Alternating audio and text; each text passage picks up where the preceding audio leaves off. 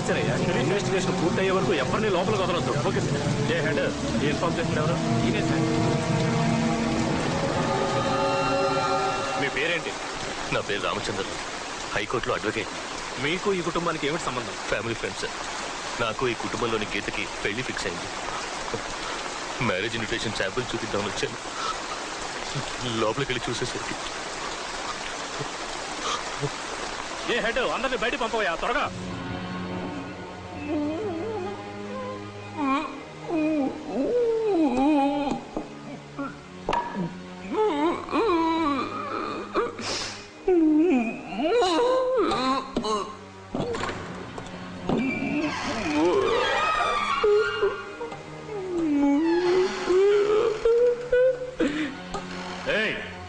కింద పడే, ఆ సుత్తి కింద పడే, సుత్తి కింద పడే, సుత్తి కింద పడే, కింద పడే, చెప్పిన మాట విను. కింద పడే, కింద పడే, పడుకోండి, పడుకోండి.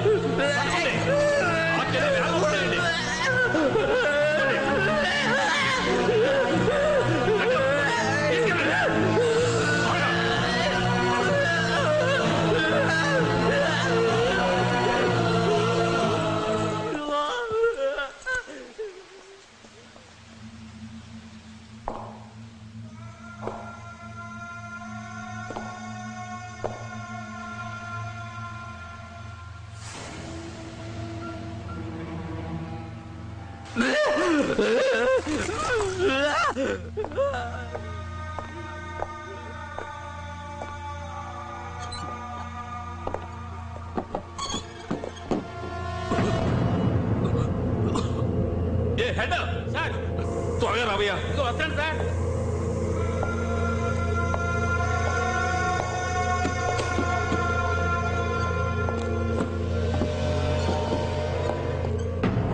ఏంటి సార్? ఫోరెన్సిక్ వాళ్ళు రమ్మను, మార్చురీ వ్యాన్, అంబులెన్స్ అందరినీ రమ్మను. Okay sir. 8 డెడ్ బాడీలు ఉన్నాయే ఇక్కడ.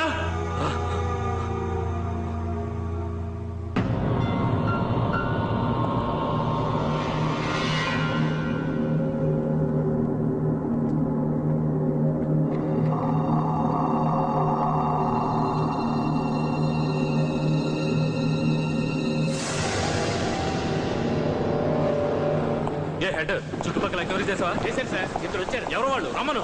రెండయ్యా, రండి రండి రండి. నమస్కారం. పేరేంటయ్యా? రామూర్తి అండి, పక్కింట్లో ఉంటున్నానండి.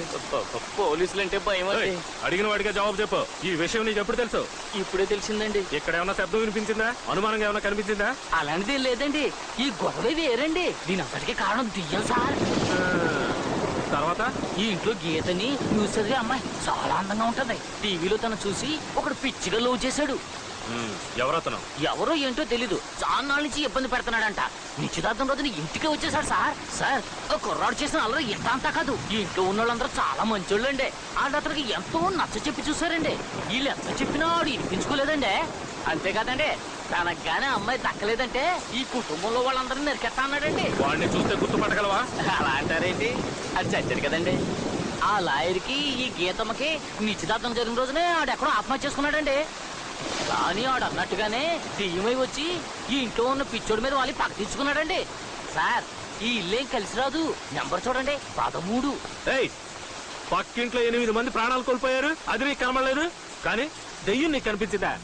పోయా, ఏం విట్నెస్ అయ్యా ఇది? తర్వాత ఎవరు? ఇతనే సార్. వస్తున్నాను సార్. సార్ అతను చెప్పినట్టు దెయ్యాలు పోతాలు ఏం లేవు సార్. ఆ మెంటలోడే చేశాడు సార్ ఈ పని. నిన్న వాళ్ళ ఇంటికి టీవీ చూడటానికి వెళ్ళాను సార్. అయ్యో వాడు చేసిన గొడవ, అరుపులు, అందుకే వాడిని రూమ్ లో పెట్టి తలుపులు వేసేశారు సార్. అప్పుడే పిచ్చి కోపంతో ఉన్నాడు సార్. ఆ కోపంలోనే ఈ దారుణం అంతా చేశాడు సార్. మీరు ఎంతమంది చూసారు? ఓ 10-12 మంది ఉంటాం సార్. ఇదిగో ఆ 12 మంది ఎవరో తెలుసుకొని స్టేషన్ తీసుకురా. అలాగే అడ్వకేట్ రామచంద్రరావుని స్టేషన్ రమ్మని. ఓకేనా? రండి రండి. తప్పకుండా. ఇక్కడికి వచ్చి గొడవ చేసి ఆత్మహత్య చేసుకుంది ఎవరు? వాడి అడ్రస్, వాడి గురించి పూర్తి వివరాలు నాకు ఈ రోజే కావాలి.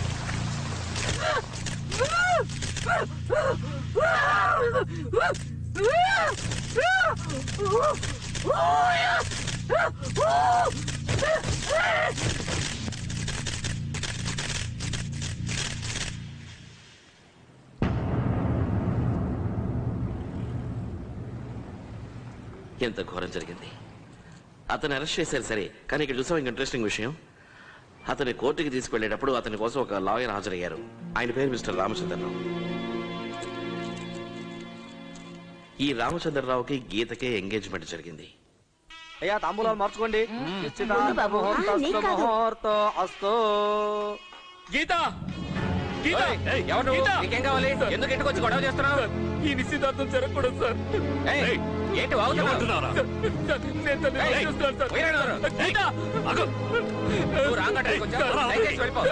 నేను తల్లి టీవీలో ఎన్నిసార్లు అందరిని పెళ్లి చేస్తారు.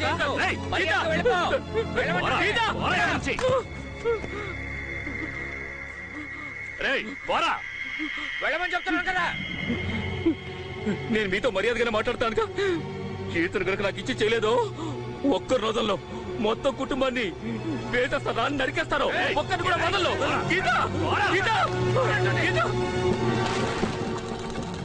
తనకి దక్కలేదని ఒకే ఒక కారణంగా గీత ఎంగేజ్మెంట్ నాడే తను ఆత్మహత్య చేసుకున్నాడు.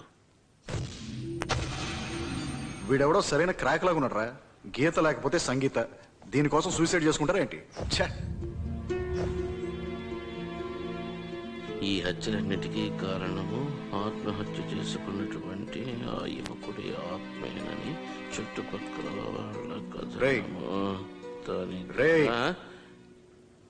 ఆ రోజు నేను మీ ఇంటికి వచ్చినప్పుడు టీవీ సీరియల్లో పోలీస్ ఆఫీసర్ని చూసాం, గుర్తుందా? అవును. వాడేరా వీడు? ఇన్స్పెక్టర్ శ్రీనివాస్. ఈ కేసుని ఇన్వెస్టిగేట్ చేశాడు. అదే ఇంట్లో ఊరేసుకు చచ్చాడు.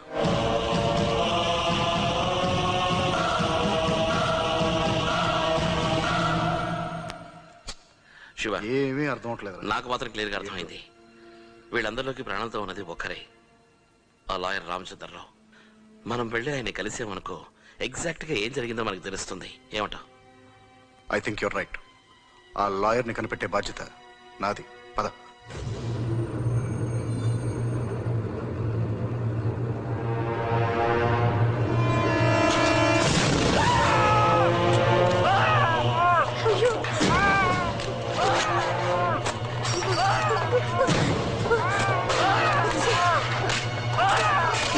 అయ్యో ఏమిటి ఘోరం? ఛానల్ మార్చు. అయ్యో దరిద్రం, మార్చు. అయ్యో నేను చూడలేను బాబు ఈ దారుణాన్ని. ఎందుకు ఇది మారట్లేదు? ఆయనేనా? అవునవును ఆయనే. రాగానే నాకు ఫోన్ చేయండి, నేను వచ్చి మాట్లాడతాను. Okay? Advocate Ramachandrarao. Yes sir, నా పేరు మనోహర్. ఇతనే శివ. శివ. హలో. ఎస్ఐ మీతో ఫోన్ లో మాట్లాడింది నేనే సార్. ఏ పని మీద వచ్చారు? సార్, దీని గురించి మీతో కాస్త పర్సనల్ గా మాట్లాడాలి.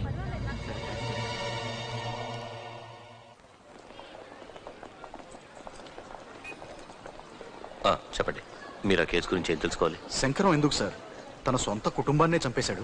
కేవలం టీవీ చూడనివ్వలేదనే కారణం వల్ల అలాగా?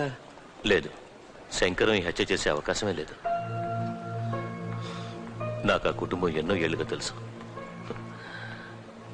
గీత అంటే అతనికి ప్రాణం సార్.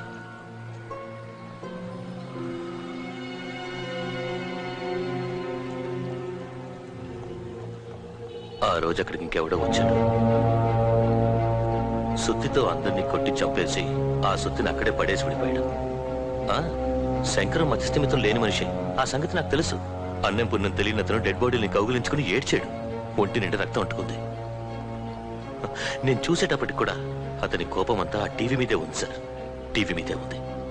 ఆ టీవీ అంతటికీ కారణం అనుకుని ఆ సుత్తితో టీవీని పగలగొడుతూ ఉన్నాడు. ఫింగర్ ప్రింట్స్ దాని మీద పడ్డాయి. సర్కమ్స్టాన్షియల్ ఎవిడెన్సెస్ అన్ని అతనికి అగెన్స్ట్ అయ్యాయి. అతన్ని కాపాడని నేను కోర్టులో ఎంతో వాదించాను.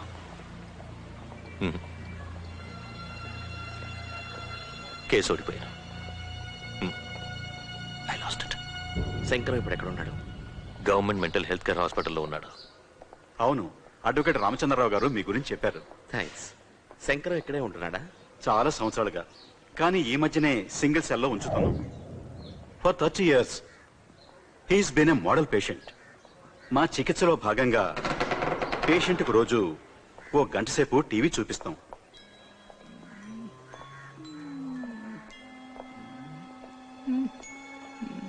ఆ రోజు ఫిబ్రవరి 21.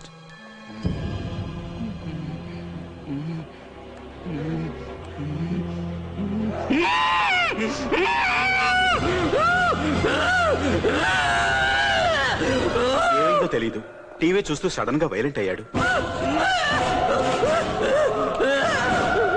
ఇస్ ఇట్ నార్మల్ టీవీ చూసేటప్పుడు ఇలాంటి వైలెంట్ బిహేవియర్? Very strange. అతను ఏం చూస్తుంటాడనేది మేము ఎంత ట్రై చేసినా కనిపెట్టలేకపోయాం. ఆ తర్వాత సెల్ఫ్ ఇన్ఫ్లెక్టెడ్ వూండ్స్, అంటే తనని తానే గాయపరుచుకోవటం, ఆ రక్తంతో గోడ మీద అడ్డదిడ్డంగా గీతలు గీయటం చేస్తున్నాడు. ఎందుకు ఇలా చేస్తున్నాడు, ఏం చెప్పదలుచుకున్నాడో మాకు అర్థం కావటం లేదు. శంకరాన్ని ఇప్పుడు మేము చూడొచ్చా? చూడొచ్చు.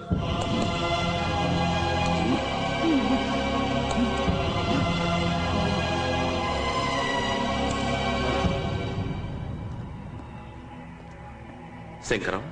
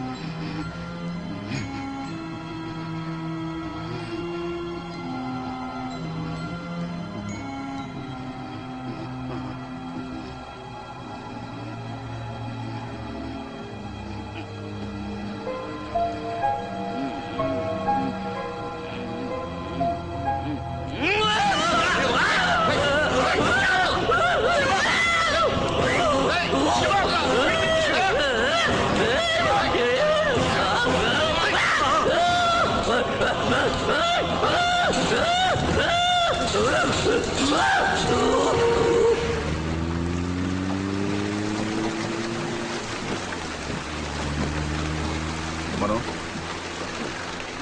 are you okay?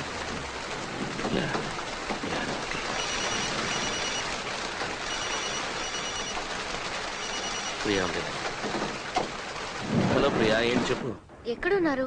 ఇంటికి ఎప్పుడు వస్తారు? నేను ఒక 20 minutes లో వచ్చేస్తాను ప్రియా.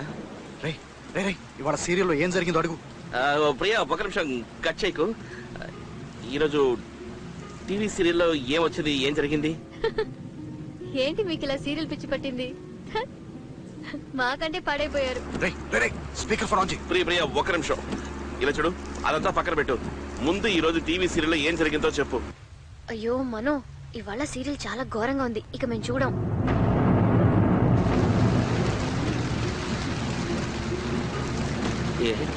ఏమైంది? ఎవడో ఒకడు ఒక సుత్తి తీసుకుని గాయత్రి ఇంట్లోకి దూరాడు. ఒక్కొక్క రూమ్ కి వెళ్లి దాంతోనే అందరినీ కొట్టి చంపేశాడు.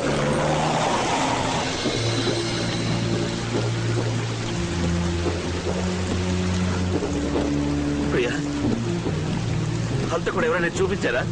చూపించలేదే, ఆ లోగా ఇంకా ఉందని వేసేశారు. మరి అయితే వాడు ఎవరైనా రేపే తెలుస్తుందా? ఇవాళ ఫ్రైడే, ఇక మండేనే. సరే ప్రియా, అన్నయ్య ఇంట్లోనే ఉన్నాడా? స్నానం చేస్తున్నారు. సరే, నేను చెప్పేది శ్రద్ధగా విను.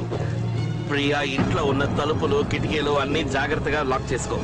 ఎవరు వచ్చినా ఏం చెప్పినా ఏం జరిగినా సరే దయచేసి తలుపులు మాత్రం తెరవకు. నేను చెప్పింది అర్థమైందా? This is very very important. నేను ఇంటికి వచ్చినప్పుడు 3 సార్లు కాలింగ్ బెల్ కొడతాను, అప్పుడు మాత్రం తలుపు తెరవు చాలు. అర్థమైందా? నేను చెప్పింది అర్థమైందా ప్రియా? ఏంటి సడన్ గా ఏదేదో అంటున్నారు? నన్ను భయపెడుతున్నారా? ప్రియా, ప్రశ్నలు వేయద్దు దయచేసి, నేను చెప్పింది చెయ్యి. అర్థమైందా? అలెక్స్, సరే.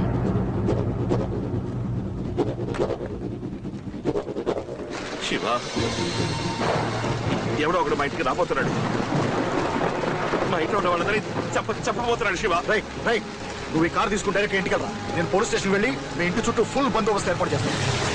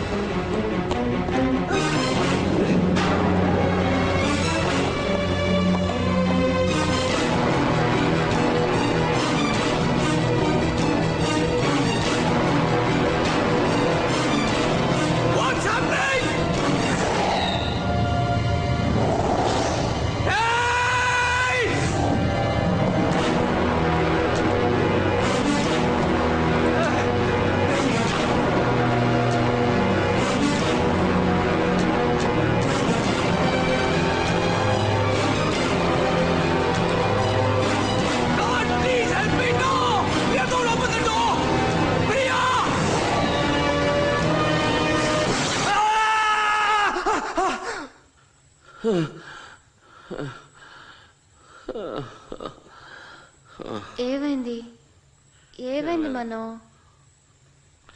ఏమైంది మనో? ఏం లేదు ప్రియా, నువ్వు పడుకో నిద్రపో. మనో మనో ప్రియాని చూసినట్టు చూస్తున్నారు. మనో ఏమైంది మనో? ఏమైంది? నేను ప్రియని. ఏదైనా పీడకలు వచ్చిందా? మనం ఓకే, పర్వాలేదు మనో, ప్లీజ్ రిలాక్స్, పడుకో.